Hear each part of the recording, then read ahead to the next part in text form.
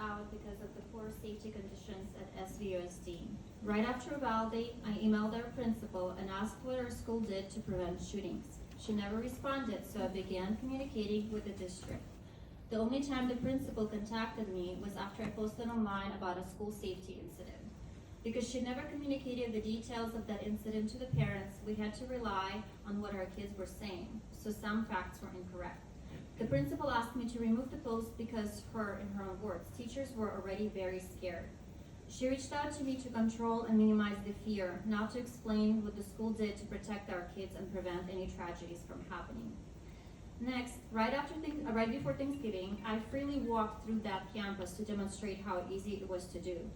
As I was on my way out, the principal approached me and questioned my presence there. She was extremely rude and repeated a few times, "I don't understand why this is so funny to you." I was very confused as to why she thought that I believed it was funny to bring to light the real-world dangers that every teacher and student on the campus faces every day.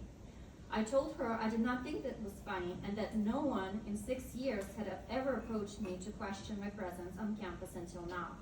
And while her stopping me showed that the surveillance had improved, I still spent over 8 minutes on that side. This is much longer than 30 seconds that Henry Watkins, the safety consultant, talked about last time.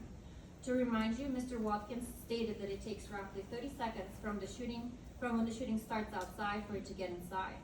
Following this event, I emailed the principal, and again, she did not respond. On the other hand, a principal at Olivewood Elementary took a very different approach when Anna Tucci, and I got her permission to use her name, a member of my group and a mother to a child who goes there, emailed him a video of her freely walking through 2 sets of unlocked gates and then opening an unlocked classroom door. That day, he responded to her saying that he would look into safety very seriously and talk to the district about it. Later that day, he also emailed all teachers saying all doors had to be locked.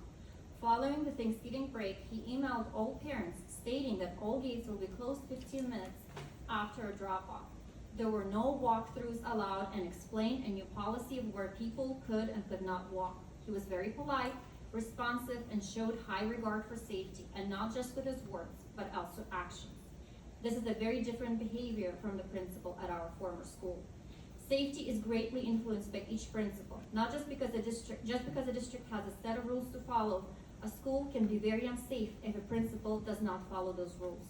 The first principal failed for students, teachers, staff, and parents, and that could easily cost us a life. Thank you.